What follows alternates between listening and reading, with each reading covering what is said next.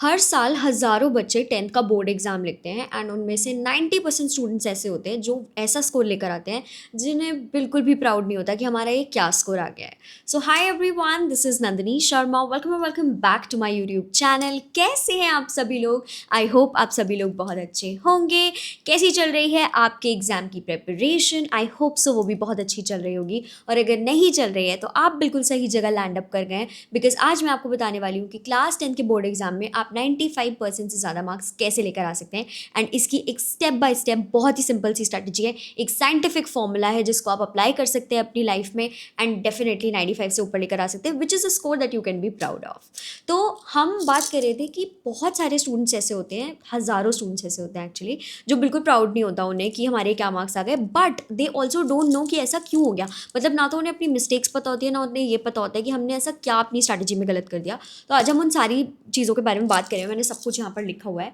सो हम सिर्फ यहाँ पे आज 95% लाने की बात नहीं करने वाले, हम बात करने वाले हैं उस सिस्टम की जो आप अपने बिल्ड कर सकते हैं, क्योंकि आपको सिर्फ अभी 10th नहीं देना, आपको आगे जाके अपनी एक स्ट्रीम सेलेक्ट करनी है, आपको 11th भी देनी है, उसके बाद आपको 12th भी देनी है, 12th में भी बहुत अच्छे नंबर लेकर आने हैं, फिर एक एंट्रेंस देना है, एंट्रेंस में भी अच्छे नंबर लेकर आने हैं, एक अच्छी रैंक लेकर आनी है ताकि आप अपने ड्रीम कॉलेज तक जा सकें, फिर ड्रीम कॉलेज में भी आगे बहुत अच्छा परफॉर्म करना है। तो अभी से क्लास 10 से अगर आप एक अच्छा सिस्टम बिल्ड नहीं करोगे तो वो जो प्रॉब्लम्स है ना वो कंटिन्यू होती चली जाएंगी, फिर वो कंटिन्यू होगी 11th में, 12th में, ग्रेजुएशन में, आपके एंट्रेंस एग्जाम्स में, बहुत सारी जगह। So it is very very important that you build that system जहाँ पे आपके अच्छे नंबर आ सके। So first of all let's talk about कि यहाँ पर स्टूडेंट्स जो बहुत तैयारी अच्छी भी करते हैं, हम बहुत पढ़ रहे हैं, हम मेहनत कर रहे हैं, बहुत सारी चीज़ें पढ़ रहे हैं, फिर भी हम फेल क्यों हो जा रहे हैं। सबसे पहली चीज़ है कि सबसे पहली प्रॉब्लम ये है कि उन्हें पता ही नहीं होता कि एग्ज़ाम में एक्चुअली क्या डिमांड करी जा रही है, एग्ज़ाम हमारा एक्चुअल डिमांड क्या कर रहा है। यानी कि वो पढ़ रहे हैं, वो चीज़ों को अंडरस्टैंड कर रहे हैं, पर उन्हें ये नहीं पता कि एक्चुअली जहाँ पर नंबर लेकर आने हैं वो क्या डिमांड कर रहे हैं हमसे। तो ये बहुत बड़ी प्रॉब्लम है। सेकेंड इज़ कि एनसीईआरटी को सीरियसली ना लेना, रेफरेंस बुक्स को, ट्यूशन के नोट्स को, अलग अलग तरीके के नोट्स को, ऑनलाइन जो आपको नोट्स मिल रहे हैं उसको सीरियसली लेना, बट एनसीईआरटी को सीरियसली ना लेना। देन आपकी रिविजन स्ट्रैटेजी बहुत स्ट्रॉन्ग नहीं है, इस चीज़ को बहुत अंडर एस्टिमेट करना, प्रीवियस ईयर पेपर्स को ना करना, एक स्ट्रैटेजिक अप्रोच से प्रीवियस ईयर पेपर और मॉक पेपर को ना देना, मॉक पेपर्स को एनालाइज ना करना, उसके बाद चैप्टर्स जिनके ज़्यादा मार्क्स हैं उनको सीरियसली ना लेना, और जिनके कम मार्क्स हैं उन्हें बहुत ही ओवरली सीरियसली ले लेना।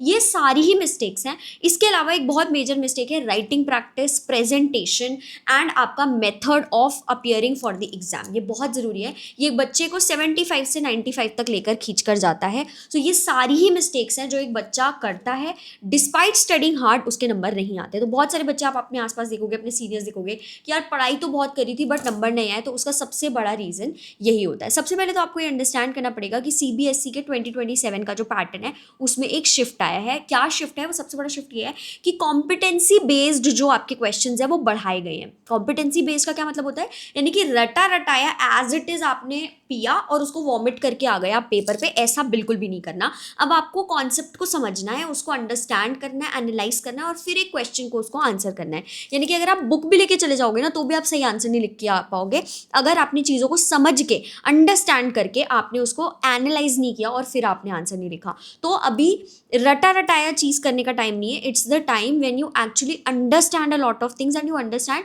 कि क्वेश्चन में एग्जैक्टली आपसे पूछा क्या जा रहा है। वो कॉम्पिटेंसी बेस्ड क्वेश्चंस होते हैं, यानी कि आपकी अंडरस्टैंडिंग को यहाँ पर टेस्ट किया जा रहा है। पर इसमें भी बहुत सारी स्ट्रैटेजीज होती है जिन्हें हम अप्लाई करते हैं। ये प्रैक्टिस से आपको ओवर द पीरियड आता है। ऐसा नहीं है कि आपने बहुत अच्छा कॉन्सेप्ट समझा हुआ है तो आप कॉम्पिटेंसी बेस्ड को सही करके आओगे, ऐसा बिल्कुल ज़रूरी नहीं है। आपको इसकी बहुत ज़्यादा प्रैक्टिस करनी पड़ती है, इसका एक पैटर्न होता है, इसका एक सेट तरीका होता है इसको आंसर करने का, वो आपको आना चाहिए। तो अगर मैं आपको एक स्टेप बाय स्टेप स्ट्रैटेजी दूँ कि आपको क्लास 10th में अगर टॉप करना है तो कैसे करना है। नंबर 1 चीज़, आपने प्रीवियस 5 ईयर के पेपर उठाने हैं, उनको अच्छे से एनालाइज करना है, उनको अच्छे से अंडरस्टैंड करना है और देखना है, पहले उनको करना है, ठीक है। बिना चाहे सिलेबस किया हो, चाहे ना किया हो, आधा किया हो, थोड़ा किया हो, आपने फटाफट 5 ईयर पेपर उठाने हैं, पिछले 5 साल के उठाने हैं, उनको करने बैठना है। आपको अपने आप पता चल जाएगा आप कितने पानी में हो, आपको अपना ना लेवल, जो हम जिसको मैं बहुत प्यार से एकेडमिक औकात कहती हूँ, वो पता चल जाती है। जैसे ही आपने वो कर लिया उसके बाद आपको पता चल जाएगा कि यार ये टॉपिक्स बहुत ज़्यादा पूछे जाते हैं और ये टॉपिक्स कम पूछे जाते हैं। जब हम रीडिंग कॉम्प्रीहेंशन कर रहे होते हैं तो हम क्या करते हैं, स्किमिंग करते करते हैं। स्किमिंग का मतलब क्या है, पहले क्वेश्चंस जो है ना हमारे, हमने वो पढ़ लिए और फिर हमने जाके पैराग्राफ को पढ़ा। तो यहाँ पर भी हम वही कर रहे हैं, पहले हम जाके क्वेश्चंस को रीड कर रहे हैं और फिर हम सिलेबस पे पहुंच रहे हैं। तो सबसे पहली चीज़ आपने 5 ईयर पेपर करने हैं, उसके बाद आपने सिलेबस का प्रिंट आउट निकाल के उसमें अंडरलाइन करना है कि कौन से वेटेज किस सब्जेक्ट की, सॉरी किस टॉपिक की सबसे ज़्यादा है, किस चैप्टर की सबसे ज़्यादा है और किसकी सबसे कम है।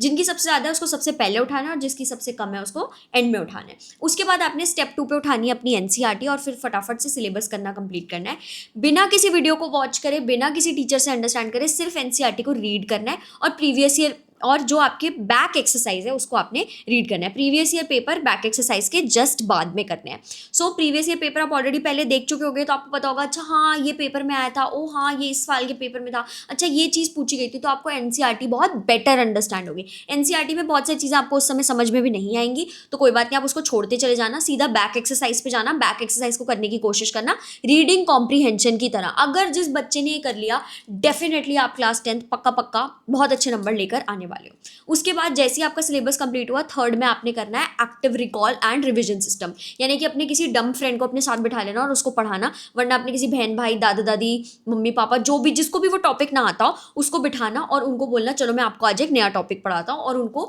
एक्टिव रिकॉल से यानी कि पढ़ाने के मेथड से आपने उनको पढ़ाना है एंड आपको देखना खुद ब खुद चीज़ें याद होनी शुरू हो जाएंगी। फिर रिविजन में आपने क्या करना है, रिविजन में आपने जो बैक एक्सरसाइज है उसको अगेन दोबारा से करना है और प्रीवियस ईयर पेपर में से वो क्वेश्चंस करने हैं जो आप टॉपिक रिवाइज कर रहे हो उसके आए हुए हैं।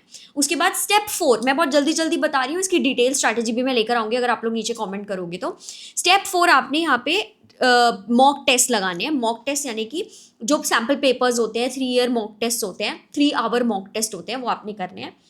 आपने उन्हें प्रैक्टिस करना है और टाइम बेस्ड फॉर्मेट में करना है। 3 घंटे का पेपर है, हमने 1.5 घंटे में करना है, 1.5 घंटा आप अपने लिए लगाना है एंड उसमें वो पेपर आपने करना है। पेपर करके आपने प्रॉपर चेकिंग करनी है मार्किंग स्कीम को देख के, और फिर आपने नोट करना है, एनालिसिस करना है। एनालिसिस में क्या क्या करना है, 2 चीज़ें करनी है। 2 तरीके के आपके आंसर्स होंगे, पहला जो सही होगा, दूसरा जो गलत होगा। जो सही है उसको और सही और जल्दी और अच्छी प्रेजेंटेशन में कैसे लिख सकते हो, इसको हम एक चीज़ करेंगे, और दूसरा जो गलत है उसको हम ठीक कैसे कर सकते हैं और वो क्यों गलत था, उस टॉपिक को जाकर रिवाइज करेंगे और फिर उसको दोबारा करेंगे। जो पहली चीज़ है वो जाएगी गोल्डन बुक में, यानी कि जो हमारी सही सही चीज़ें थी, और जो दूसरी थी जो हमारी गलत को हमने सही किया वो जाएगी सिल्वर बुक में। 2 अलग अलग रजिस्टर्स बनाने हैं, silver book and golden book. ये सिस्टम है, ये मैं आपको सिस्टम बनाना सिखा रही हूँ। ये 10th 11th 12th graduation CUET सब बच्चों को मैं बताती हूँ सेम ही चीज़। उसके बाद ये चीज़ें आप यहाँ तक कर लोगे, यहाँ तक आपके प्री बोर्ड्स आ जाएंगे। फिर प्री बोर्ड आपने मॉक टेस्ट की तरह ही करने हैं and that is how you will top your exams. इसके अलावा कुछ मिस्टेक्स हैं जो बच्चे करते हैं जो मैं आपको नेक्स्ट वीडियो में बताऊंगी, तो फॉलो कर लेना मेरी सीरीज़ आओ तुम्हें क्लास 10 टॉप कराऊँ, and I will meet you in the next video. कोई भी डाउट हो इसमें से तो बस नीचे कॉमेंट कर देना एंड फॉलो कर लेना, सब्सक्राइब कर लेना। दिस इज अलास्का को because I am the mentor you need. And कोई भी क्वेश्चन हो तो नीचे कॉमेंट कर देना। फिर मिलेंगे अगले एपिसोड में ऑफ आओ तुम्हें क्लास 10 टॉप कराऊँ। तब तक के लिए this is Alaska signing off.